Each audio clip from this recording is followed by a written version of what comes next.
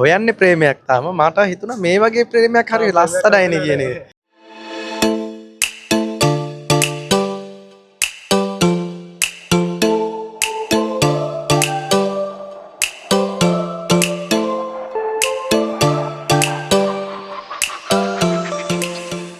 මං හොයන්නේ ප්‍රේමයක් ලස්සන ආදර කතාවක්. මොකද ෆිල්ම් එක බලනකොට මටත් හිතුණා මේ වගේ ආදරයක් තිබ්බනම් හොඳයි කියලා. මම මුලින්ම සුබ පතනවා තිල්න බොරලැස්ස අධ්‍යක්ෂකවරයාට සහ අනෝමා විජේවර්ධන අපේ තිර රචකාවියට සහ උපාධකතුමාට අජිත් අයට. මොකද මේ හැමෝගෙම කොළුදුල් නිර්මාණය තමයි මං හොයන්නේ ප්‍රේමයක් කියන්නේ. හරි ආදරණීය ආදර කතාවක්. ලස්සනයි වැඩි. තිලින අයියත් එක්ක මං සෑහෙන කාලයක් වැඩ කරලා තියෙනවා. මං හිතන්නේ මේ ෆිල්ම් එකට කලින් මම ටෙලි ඩ්‍රාමා 3ක වැඩ කරලා තියෙනවා තිලින අයියත් එක්ක. මොකද තිලින අය කියන්නේ හරි දක්ෂ අධ්‍යක්ෂකවරයෙක් සහ ඉස්සරහා පේන අධ්‍යක්ෂකවරයෙක්. මොකද ඒ කාලේ ඉඳන්ම තිලින අයගේ ටාගට්ටයක් තිබ්බා කවදාවත් ලස්සන ෆිල්ම් එකක් කරන්න. ඒ ටාගට් එකට මං හිතන්නේ දැන් ගිහිල්ලා තියෙනවා. තිලින අයියේ ලස්සන වැඩක්. ලවාගේ ප්‍රේමේ කොයි වගේද හොයන්නේ ප්‍රේමයක් තාම මට හිතුණා මේ වගේ ප්‍රේමයක් හරි ලස්සනයිනේ කියන එක. තාම ප්‍රේමයක් හම්බෙලා නැහැ මම හොයනවා ප්‍රේමයක්. ඔව් රංගපාන එක නම් ජීවිතේ හැමදාම කරන වැඩේ.